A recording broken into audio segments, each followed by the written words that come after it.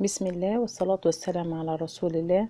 اللهم صل وسلم وبارك على سيدنا محمد وعلى آله وصحبه وسلم. حبايبي ومتابعيني من كل مكان، أهلا وسهلا بيكم في فيديو جديد. بس قبل ما نبدأ الفيديو يا ريت ما تنسيش اللايك والشير وسبسكرايب عشان يوصلك منه كل جديد.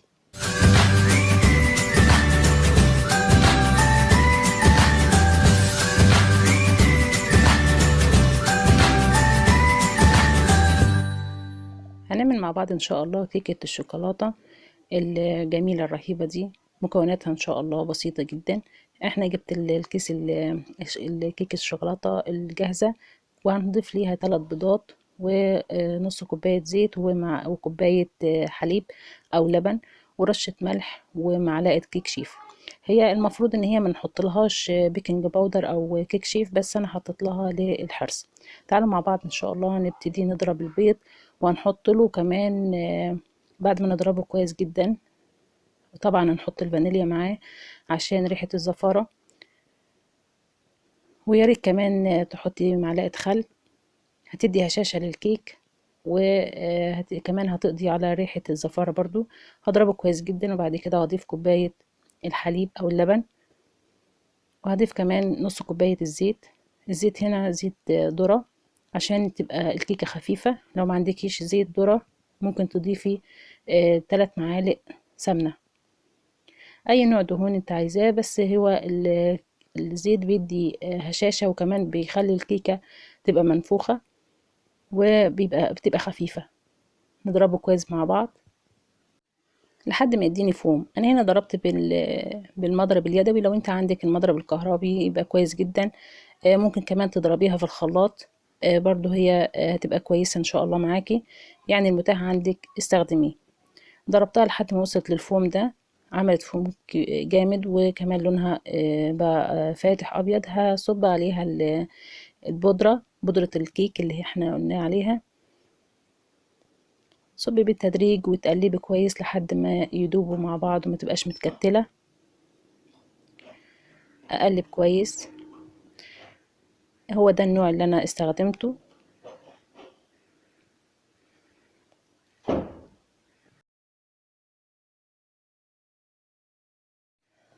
في المرحلة دي هضيف البيكنج باودر وهضيف كمان رشة الملح.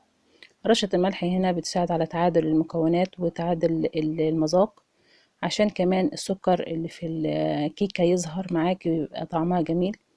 هنقلبها كويس جدا لحد ما توصل لقوام الكيك المعروف، اللي هو قوام وسط ومش تخين ومش خفيف. المقادير دي هتبقى مظبوطة جدا. ان شاء الله تعتمديها وهتعمليها على طول في كل وصفاتك. هنخلط المكونات كويس جدا بالمضرب، نتأكد ان مفيش تكتلات. وصلت للقوام المطلوب اهو. قبل ما ابتدي في الكيكة لازم اكون مشغلة الفرن عشان يسخن، وهظبط درجة الحرارة على 180، واحط الكيكة في الرف الوسطاني عشان تطلع معاكي مستوية. احنا بنفتح لهاش الشواية نهائي، احنا بس بنستكفى بشعلة الفرن لما نشغلها وتدي السخونة هي بتسوي الكيكة بالمظبوط. احط هنا في الصينية معلقتين زيت وهفرشها كويس كده بالفرشة. انتوا ممكن كمان تبطنيها بشوية دقيق او شوية كاكاو خام، بما اننا هنعملها شوكولاتة فممكن تعفريها كده بشوية الكاكاو الخام، او تسيبيها زي ما انا سبتها كده. هي بصراحة طلعت سالكة ما بقتش لازقة ولا حاجة، فاللي يعجبك اعمليه واللي انت متعودة عليه اعمليه. هصب الخليط كله في الصينية وهدخلها في الرف الوسطاني زي ما اتفقنا في فرن انا مشغلاه قبلها بوقت. هبتدي اعمل الكريمة زي ما احنا عارفين، كوباية كريمة خام عليها كوباية حليب متلج، واضربها كويس لحد ما توصل بالقوام اللي احنا عارفينه واللي احنا شفناه من شوية. قسمت الكيكة نصين ورشيتها بحليب او لبن عشان تبقى طرية، وحطينا هنا على الحليب معلقة كاكاو خام، دوبناها كويس وبعدين رشيناها كده في الطبقة الأولى. وهحط كمان في النص طبقة كريمة وانزل عليها بالطبقة التانية من الكيك، ونبتدي نزينها من فوق. التزيين ده لعبتك انت بقى، انت تزيني على حسب ذوقك، ده اللي كان متاح حاليا.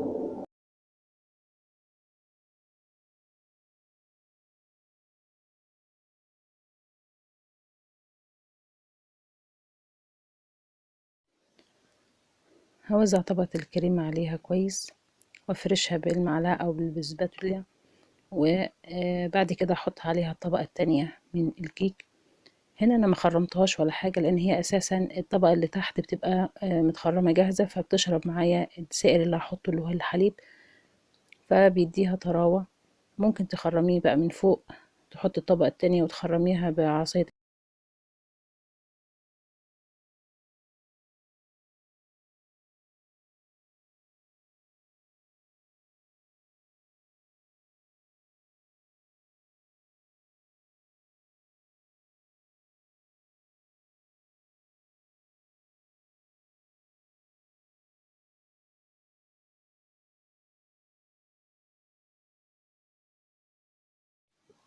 هبتدي احط الطبقة التانية. ما شاء الله هي طالعة كويسة، وكمان فيها لمعة زي ما احنا شايفين. هحط عليها طبقة الكريمة التانية وازينها زي ما قلتلك من شوية. التزيين ده بحريتك انتي، تزينيها بالطريقة اللي انت حباها. وبعدين بنقطعها برضو التقطيع على حسب ما انت عايزة. طالما وصلت معايا لحد هنا، ياريت ما تنسيش اللايك والشير والسبسكرايب وكومنت تحفيزي تحت الفيديو، وربنا يصلح ما بين ايدينا جميعا يا رب العالمين.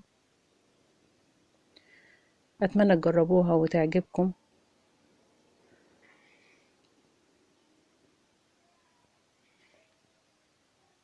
هنحاول نسويها كده بالمعلقة.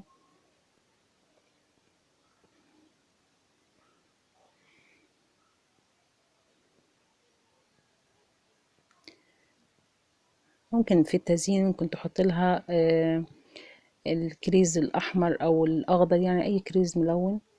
وكمان هنا احنا سوينا الاطراف، حش الاطراف بالسكينة عشان تبقى متساوية وتديني زي قطع الجاتو. ودي خطوة مهمة عشان تديكي قطع متساوية.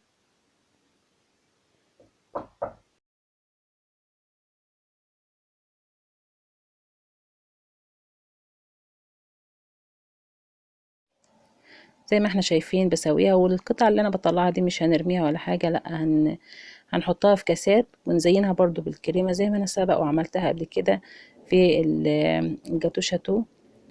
وهسيب لكم طريقة الجاتو شاتو في اللينك تحت الفيديو، اللي حابب يتفرج عليها ويشوف طريقتها وتبقى سهلة بالنسبة له ان شاء الله.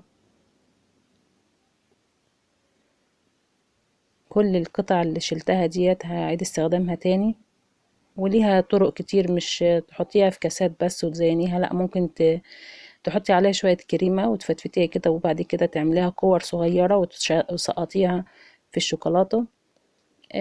تحطي فيها عصاية اللولي بوب، بتبقى زي المصاصة كده، الأطفال يفرحوا بيها جدا. شلت شوية من الكريمة البيضة وحطيت لها معلقتين كاكاو خام وضربتها تاني وبس. عملتها بالطريقة السايلة دي عشان نقدر نرشها عليها بالطريقة ديت. هي أنا زينتها تزيين عشوائي، بس طلعت إلى حد ما كويسة.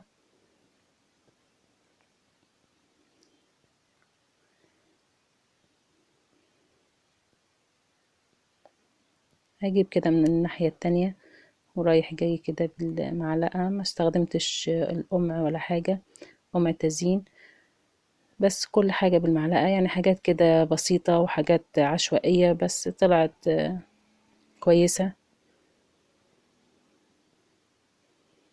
وزي ما قلتلك التزيين ده يرجع لك انتي، تزيني بالطريقة اللي تحبيها.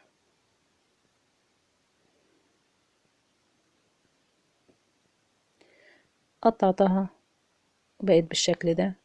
كانت ما شاء الله طرية وهشة زي ما احنا شايفين في الفيديو. الشوكة بتنزل فيها بمنتهى السهولة. كانت وكمان كانت طعمها مظبوط، المقادير مظبوطة، تسوية مظبوطة. أتمنى تعملوها وتجربوها وتقولوا رأيكم في الكومنتات، وأشوفكم على خير في فيديو قادم بإذن الله. والسلام عليكم ورحمة الله.